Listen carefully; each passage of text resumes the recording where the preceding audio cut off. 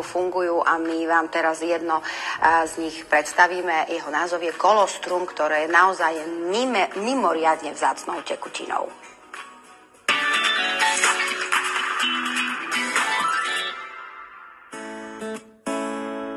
Súčasný trh ponúka množstvo výživových doplnkov, ktoré majú blahodárny vplyv na náš organizmus. Jedným z nich je aj kolostrum. Kolostrum po slovensky mladzivo je tekutina. Je to vlastne prvé mlieko, ktoré sa vytvára u všetkých cicavcov po narodení.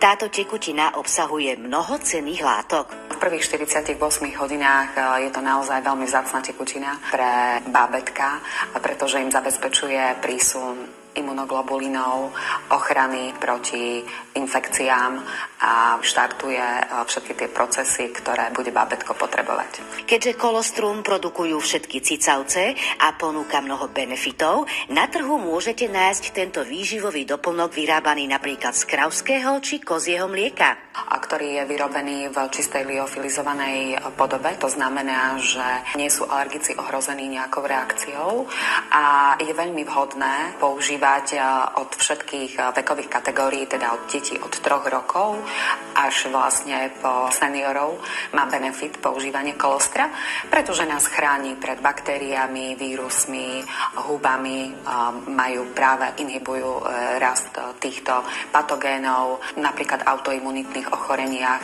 pomáha vlastne priebehu týchto ochorení. Kolostrum má antioxidačné vlastnosti a veľmi ovplyvňuje našu črevnú mikroflóru, čiže vplýva na správne trávenie. Kolostrum môžete užívať celoročne, no najmä v zime ponúka ochranu napríklad pred vírusovými ochoreniami, pretože chráni sliznicu našich dýchacích ciest pred nežiaducimi patogénmi. Kolostrum ako výživový doplnok má liofilizovanú podobu vo forme kapsúl. Je vhodné ho používať pred jedlom alebo 2 hodiny po jedle. Samozrejme, treba dodržiavať dávkovanie. Keďže kolostrum nemá žiadne vedľajšie nežiaduce účinky, môžete ho konzumovať dlhodobo.